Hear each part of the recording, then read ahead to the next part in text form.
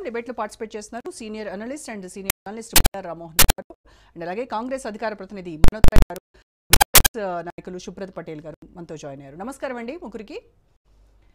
Right, ముందుగా రామ్మోహన్ రావు గారు మీతో స్టార్ట్ చేస్తారు. మీరు ఒక అనలిస్ట్గా, ఒక జర్నలిస్ట్గా, ఒక సర్పంచ్గా కూడా పనిచేస్తున్నారు కాబట్టి ఈ పంచాయతీల మీద జరుగుతున్నటువంటి పంచాయతీ ఎండ్ కార్డు పడేది ఎలాగా అంటే 42% బీసీ రిజర్వేషన్లకు చాలా విపరీత జనరల్ బీసీల అందరి అటెన్షన్ వాళ్ళ వైపు తిప్పుకున్నటువంటి కాంగ్రెస్ పార్టీ మళ్ళీ 23%కే పరిమితమయ్యి ఎలక్షన్స్కి వెళ్ళడాన్ని బీసీ సంఘాలు, బీసీ సమాజం తీవ్రంగా వ్యతిరేకిస్తోంది. వాళ్ళు తీవ్ర ఆగ్రహంతో ఉన్నటువంటి పరిస్థితి.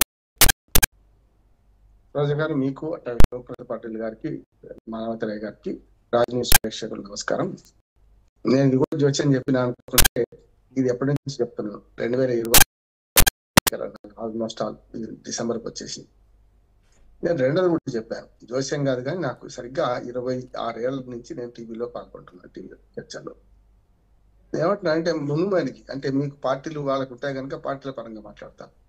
నేను మొదటి నుంచి ఏమంటున్నానంటే 2024 జనవరి 31 నాడు ఎన్నిక పాత పంచాయతీ సర్పంచుల పదవీకాలం పూర్తి అయితే 2 ఏళ్ళు అవుతుంది. రేపు డిసెంబర్ 4 వస్తే కదా, జనవరి 31 వస్తే. ఆనాడు కేసీఆర్ మన రేవంత్ రెడ్డి గారు మన అసెంబ్లీ సాక్షిగా ఏమన్నారంటే ప్లాన్ ఏ, ప్లాన్ బి రెండు ఉన్నాయి మాకు. మొదటిది ఏమో 42% రిజర్వేషన్ ఇవ్వడము, రెండవది ఉన్నది ఎట్లాగూ మాకు పార్టీ పరంగా రిజర్వేషన్ ఇస్తా అన్నారు. అదే జరుగుతుందని చెప్పాను. జోస్యం కాదు కదా, ఇప్పుడు అదే జరుగుతుంది. దాని కారణం ఏంటంటే ఒక అడ్వకేట్ గా, ఒక విశ్లేషకుడిగా 2 ఏళ్ళ నుంచి నేను ఏమంటున్నానంటే ఇవాళ 42% రిజర్వేషన్ సాధ్యం కాదు.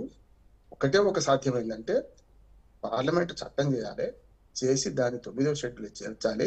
ఆనాడు జయలలిత గారు ఏదైతే ఒక మొత్తం విమానం పట్టుకొని పోయి అక్కడ కూర్చొని నేను సాధించుకునేదాకా రాను అని చెప్పి గతంలో ఆ ఉదాహరణ కూడా చెప్తాను. కేసీఆర్ గారు కదా అప్పుడు తెలంగాణ వచ్చేదాకా అడుగు పెట్టారు హైదరాబాద్ అనుకుంటూ పోయి ఎట్లా తీసుకొస్తున్నారు. ఇది కూడా ఆనాడు 92 సంగతి చెప్తున్నాను. 75 నుంచి వ్యాసాలు రాస్తున్నాను, 75 నుంచి జర్నలిస్ట్ గా పనిచేస్తున్నాను నేను. ఆనాడే ఆ 92 ఏం జరిగిందో స్పష్టంగా చెప్పాలంటే జయలలిత గారు మూటాములో సర్దుకొని అందరి అనుమతి తీసుకొని అందరిని తీసుకుపోయి ప్రతిపక్ష నాయకులతో సహా తీసుకుపోయి కూర్చొని మరి పివి నరసింహారావు గారి దగ్గర సాధించుకొని వచ్చింది రిజర్వేషన్లు. 69% రిజర్వేషన్లు అమలవుతున్నాయి. ఇప్పటికి కూడా 69% రిజర్వేషన్లు అమలవుతున్నాయి. దాంతో ఆనాడు డిస్టర్బెన్స్ వస్తున్నాను.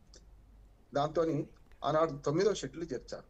కానీ ఆ తర్వాత సుప్రీంకోర్టు ఏమన్నదంటే ఈ 9వ షెడ్యూల్ను మీరు మార్కండేయుడు కదా శివలింగాన్ని కౌగిలించినట్టు కాదు, అప్పుడు కూడా మేము వేస్తాం, 9వ షెడ్యూల్ మీద మేము విచారణ జరుపుతాం అని చెప్పింది. కానీ ఇప్పటిదాకా నడుస్తూనే ఉందని, కొనసాగుతుంది. నేను అదే చెప్పాను ఆనాడు. ఎప్పుడైతే తమిళనాడు ఉదాహరణ చెప్పుకుంటూ అట్లా సాధ్యమైతే అవుతుంది కానీ లేకపోతే కాదన్నాను.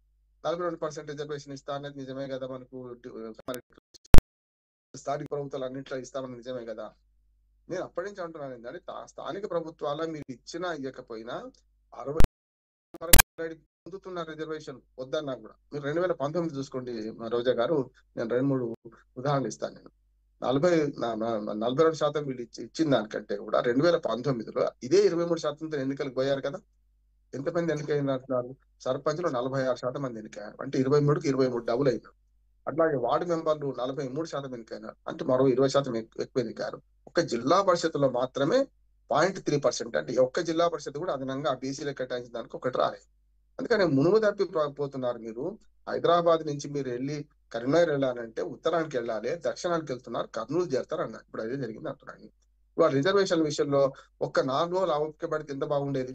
రిజర్వేషన్ ప్రకటించారు 3 రోజులలో. అంటే ఎలక్షన్ కమిషన్ సిట్ అంటే సిట్టు, స్టాండ్ అంటే స్టాండ్. ఇవాళ కలిసి వచ్చినాం. రామ్మోహన్ గారు ఒక్క నిమిషం.